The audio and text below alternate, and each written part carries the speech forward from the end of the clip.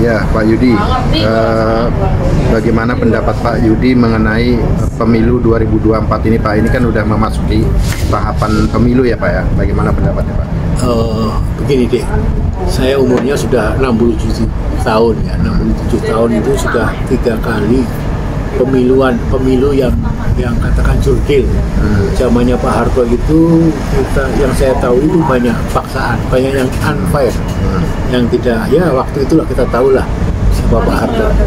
Terus pemilu yang kedua itu jalan Pak SBY, bolehlah kita sudah mulai saatnya jurdil. Diteruskan oleh pemilunya zamannya Pak Jokowi.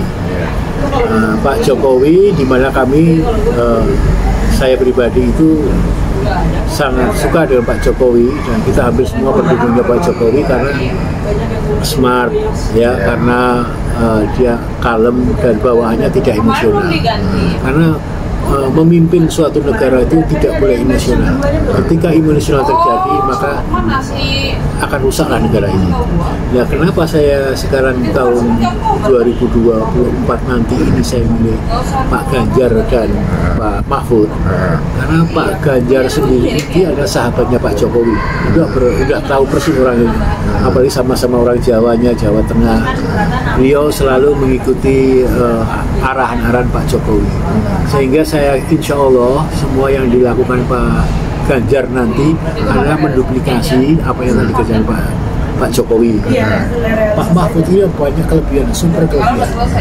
Beliau adalah satu-satunya pendekar hukum di Indonesia ini. Tegas, berwibawa, dan punya ilmu. Nah, ini insya Allah pendamping beliau ini, beliau Pak Ganjar ini sangat tepat. Karena Pak Mahfud itu nggak pernah janji, nggak pernah banyak ngomong. Apa yang dilakukan ya menurut aturan yang sudah berlaku. Bangsa ini sudah mulai saatnya kita mengikuti aturan yang berlaku.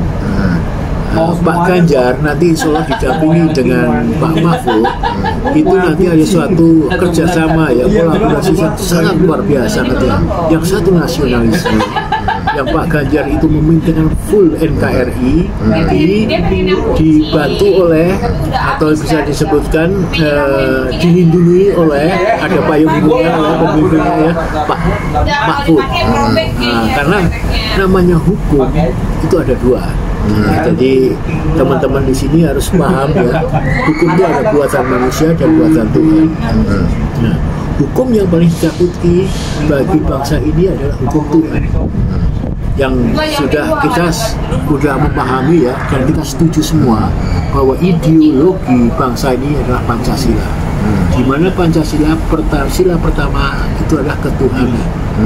Apapun yang kita kerjakan, siapapun yang melakukan pekerjaan apapun, bila tidak dibenarkan oleh Allah, tidak dimana Tuhan akan membahasnya. Karena hidup ini adalah kesempatan, bahwa nanti insya Allah kalau sampai Pak Ganjar sama Pak Mahfud itu menang, nanti Pak Mahfud dia akan selalu mengawal dan mengajak semua rakyat bangsa ini taat. Karena dengan taat kita, orang taat itu kan berendah hati, pikir positif. Tetapi kalau sampai marah-marah, mencela yang hoak-hoak, itu berarti belum paham apa itu sila pertama. Kita harus tahu Tuhan itu yang menciptakan kita. Manusia nggak merasa banyak, sudah tahu semua, kita hanya dari debu. Kita hanya hak, kita bisa kata nggak punya hak, tapi kewajiban kita. Salah satu bagi yang Muslim, kalau Anda seorang Muslim, sholat itu yang agama. Sangat memprihatinkan kita membela Pak Ganjar, apa dulu menjawab Pak Jokowi, membela Pak Ganjar, Pak Mahfud. Kita tidak begitu aturan agama, kita tidak untuk yang bagi yang Muslim, tidak begitu aturan Muslim yang tidak ada artinya. Karena seperti kita ketahui, Tuhan itu Maha Pengasih, Maha Penyayang, dan Dia yang memiliki pembahasan. Ini yang harus dipahami bangsa ini. Nah, insya Allah Pak Mahfud akan mengawalnya, akan mengajak bangsa ini selalu taat kepada Tuhan. Ya, entah agamanya apa juga. Karena kita Pancasila ini sangat luar biasa bagi saya dan semua orang akan saya mengatakan gitu. Di mana penemu Pancasila Bung Karno dan teman-temannya ya. Jadi ternyata Pancasila itu hanya bisa dikerjakan, dilakukan, diimplementasikan kepada manusia yang mempunyai kekuatan cerdas. Kekuatan cerdas ini memang saya ambil dari tulisannya Ibu Hillary Clinton waktu itu. Tapi bahasa-bahasa lain ya saya nggak penuh, yang perlu dan tepat itu kekuatan cerdas. Apakah itu kekuatan cerdas? Kekuatan cerdas itu kita mempersiapkan hidup yang baik untuk mempersiapkan kematian kita. Mungkin banyak orang yang tidak mau meremehkan, apa sih ngomongin Tuhan, apa sih ngomongin kematian, ngapain sih ngomongin neraka dan surga. Tapi kita sudah berjanji di situ. Ideologi kita adalah Pancasila. Bicara Tuhan, bicara surga neraka. Nah, orang nanti hidup itu ada akhirnya dan kita tak tahu matinya apa, meninggalnya atau akhirnya bagaimana tahu. Tapi Allah sudah mempersiapkan kita hanya dua, surga dan neraka.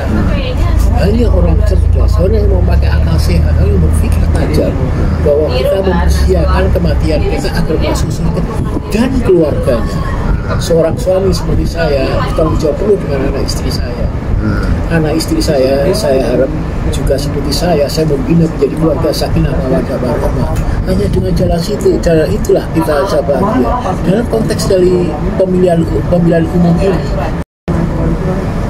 ketika kita menyia-nyiakan aturan Tuhan, kita gagal semua, berkeluarga gagal, berbisnis gagal, karena tindakan kita tidak dibenarkan oleh Allah. Nah, masa kita orang sekolah sampai masuk neraka yang kebangetan?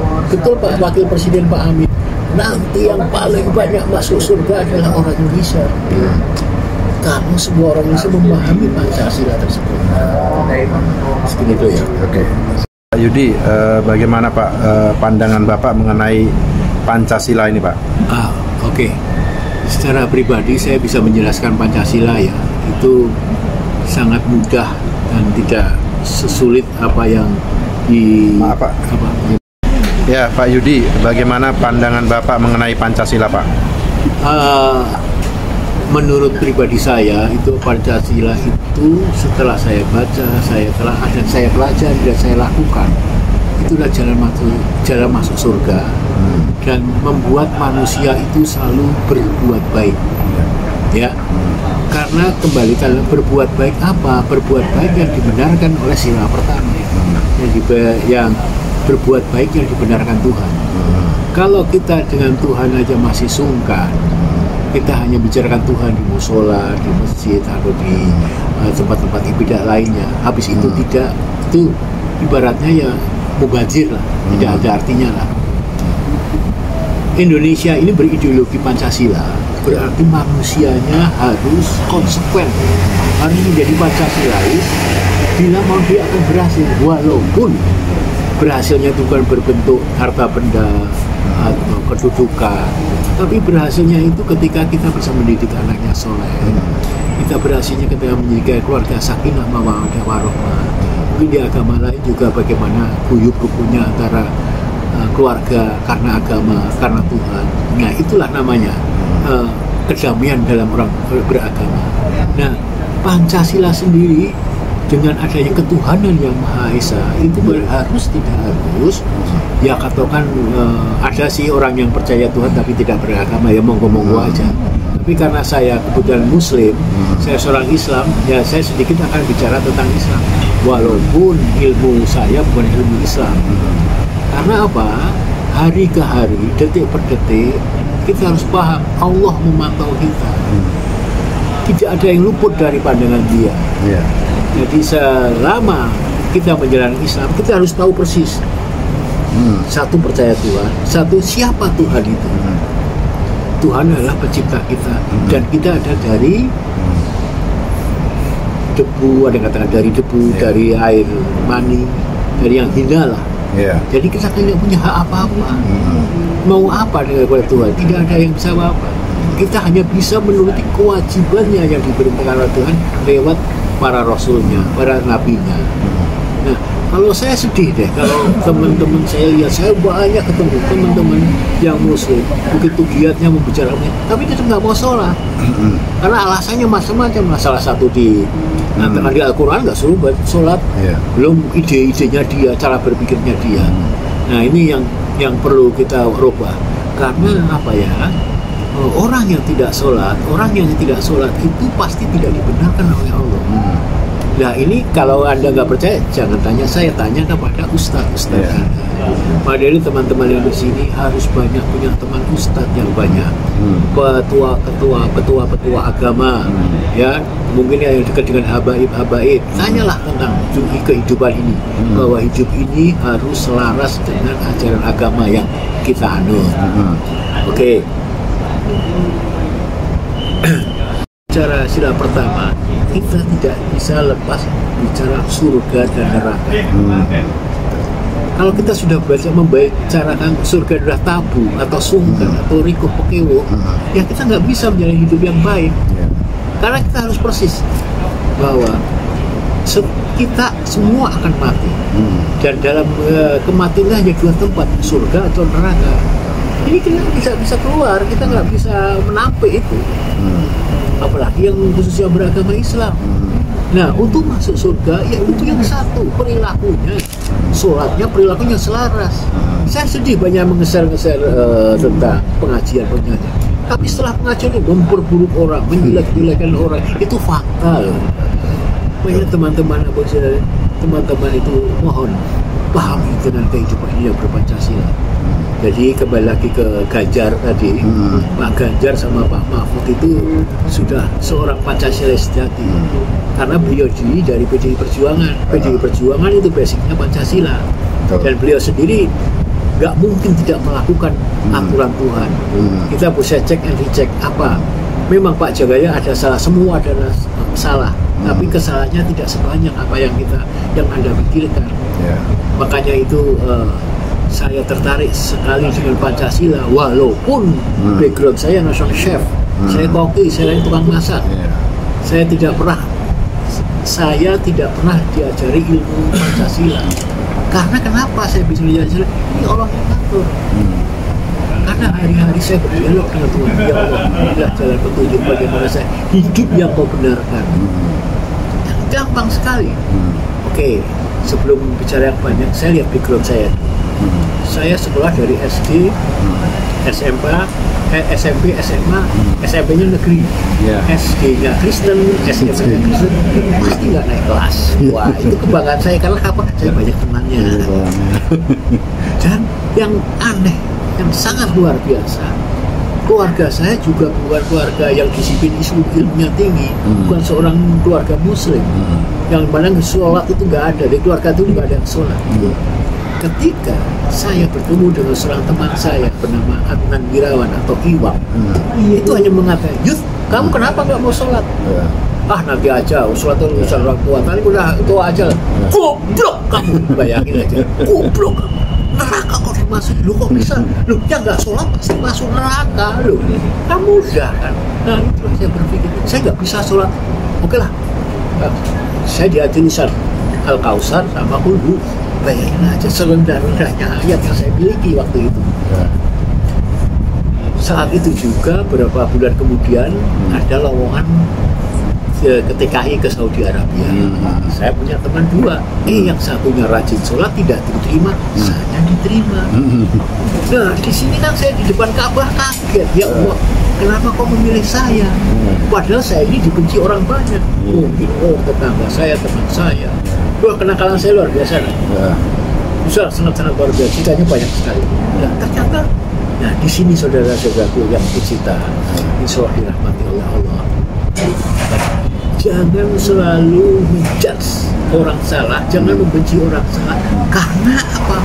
Belum tentu yang kita benci itu dibenci Allah. Mantap.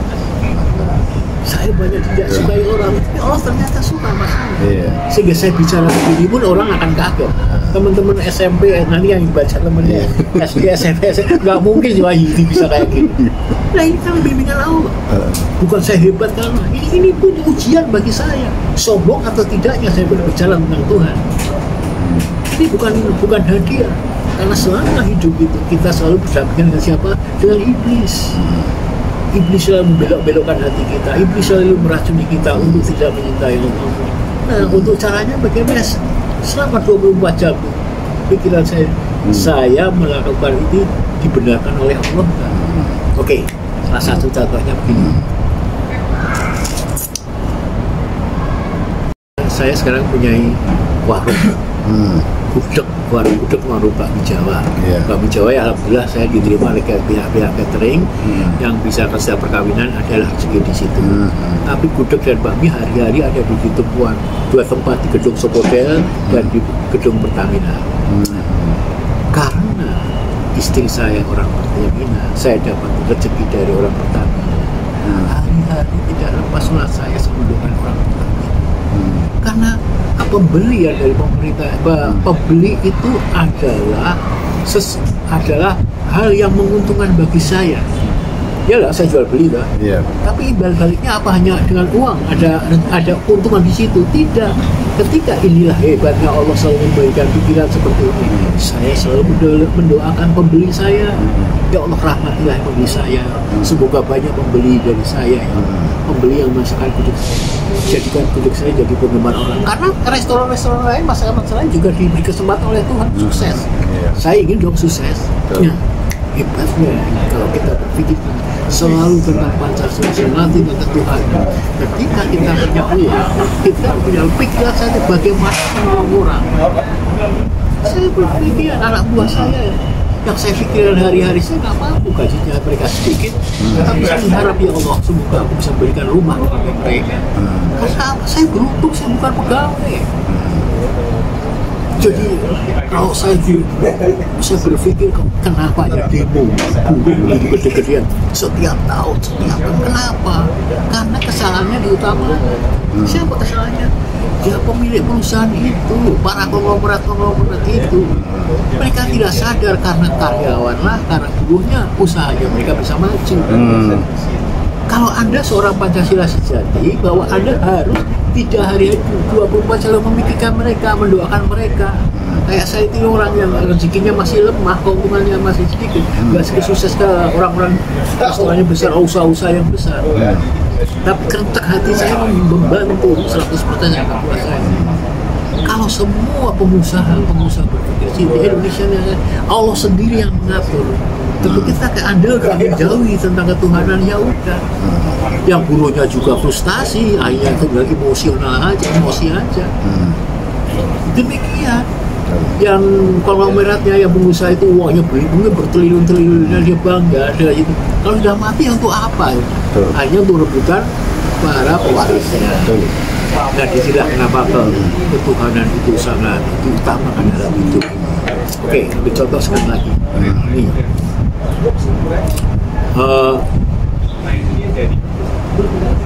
Kenapa kita harus jadi anak soleh?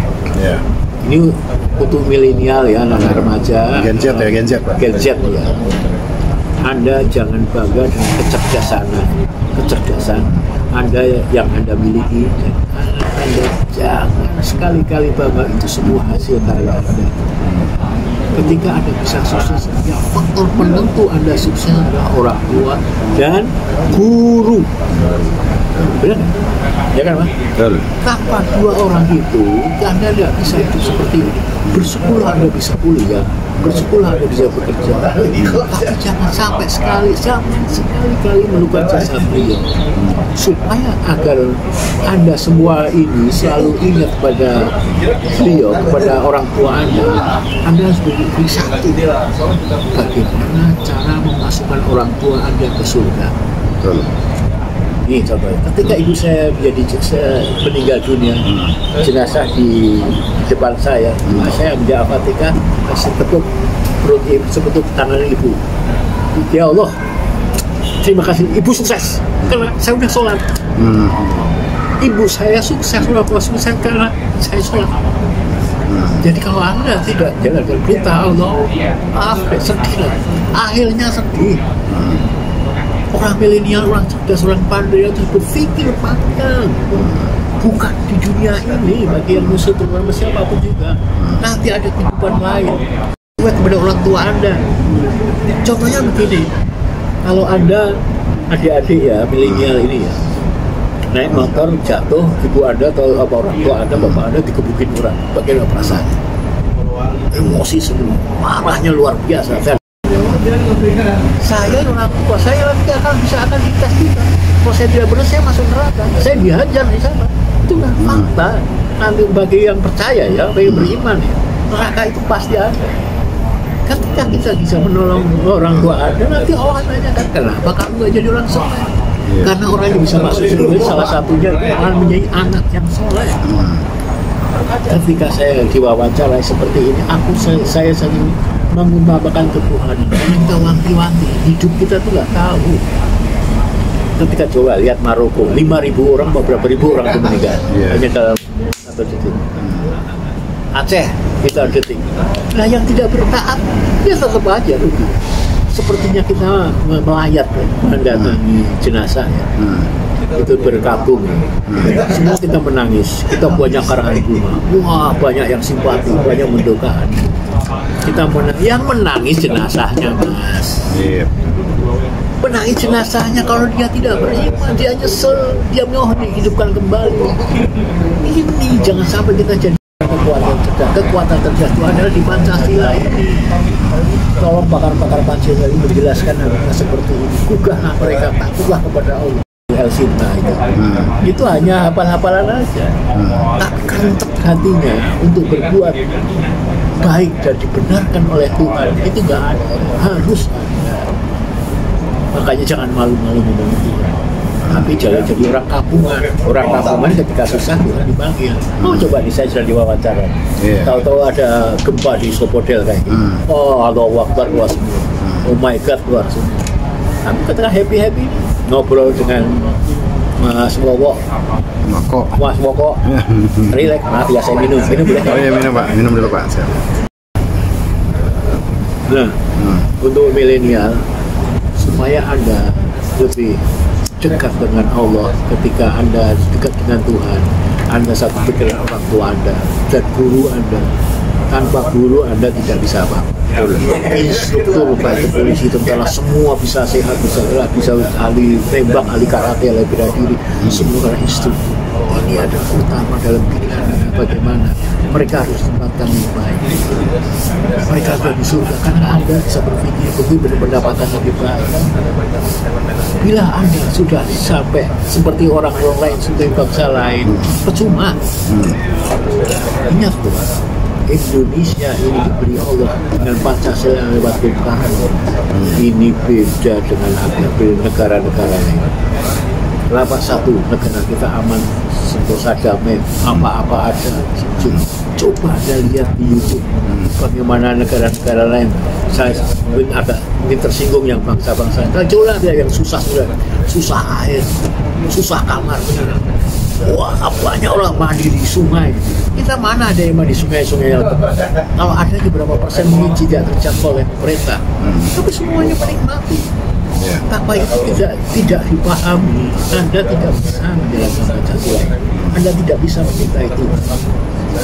Anda tidak bisa berpikir panjang bahwa di Pancasila itu harus menjadi orang beradab. Ingat, sila kedua itu orang beradab, punya budi pekerti, punya sopan santun, menghargai orang lain, tahu terima kasih dan memaafkan. Di situ di kemanusiaan yang harus beradab itu sila kedua itu bahwa kita diajarkan berendah hati. Ya, kan kesombongan tidak milik Tuhan. Jangan sekali Anda masalah, apalagi Anda punya yang saya nggak pintar ngomong ya, ini karena saya baru sekali diwawancara. Coba yang di TV itu, ada di mass media ngomongnya teratur, menggep-gep. Tapi kalau menghina orang habis-habisan, luar biasa. Tapi dia nanti ketika nanti berbaring di rumah sakit, ajal dan mendekat, ini sebenarnya penyesalan. Penyesalan utama itu ketika disanjung orang, kita dipuji orang, kita didapati orang, kita punya wibawa, kita punya harta benda, tetapi kesembuhan tidak dipandang oleh Tuhan, malah itu disalahkan. Ini jangan sampai terjadi. Bagi saya sudah meninggal, sudahlah selesai. Inilah inilah hidup sisa hidup kita ini. Kita hanya silakan, kita harus persatuan Indonesia. Kita harus bersatu, jangan mau ditipu oleh iblis. Saya memahami, kita tuh memahami Pak Habib, alim ulama, ustaz, musuh kita si Tobi ada di dirinya sendiri. Yeah. Kita membela seseorang, saya nggak membela Pak Ganjar sama Pak Mahfud bisa-bisa. Tapi saya tidak melakukan apa ya, tidak hati saya busuk, hati saya buruk, hanya baik di kelihatan aja, hanya casingnya. Tapi tahu perbuatan saya itu yang tidak ketahuan orang lain itu buruk, ya gagal kita. Itu apa kita itu gagal? Iya betul. Yang saya lihat itu yang saya lihat itu kelihatan casingnya sakinah mawaddah warahmah, tapi isinya sakit hati karena si suami otoriter. Kalau sebenarnya dengan ya ilmu agamanya tinggi, ilmu istri banyak kayak gitu. Sehingga si istri itu bukan cinta karena Allah, tidak ada ketakutan, itu jangan sampai terjadi. Sebenarnya anak-anak juga jangan ada rasa takut antara anak dan orang tua. Di mana anak sama orang tua itu harus bekerja sama. Ada silakan 4, ada musyawarah.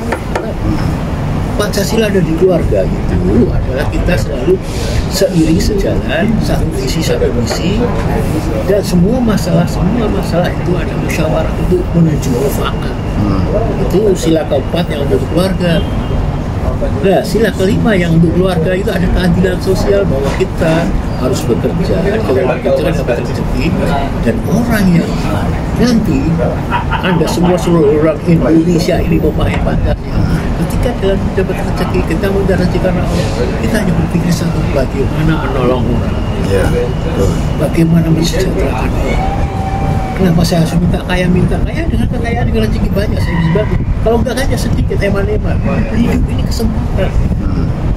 Ketika Anda tidak mengambil kesempatan, kan Quran aja. Janganlah kamu termasuk golongan orang merugi. Orang merugi itu kriteria banyak sekali. Salah satu acuh dengan aturan Tuhan.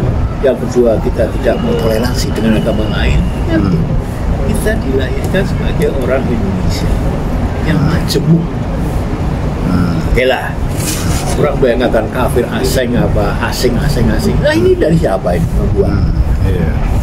Semua bukan buatan Muslim. Dan berarti kita harus bekerja sama.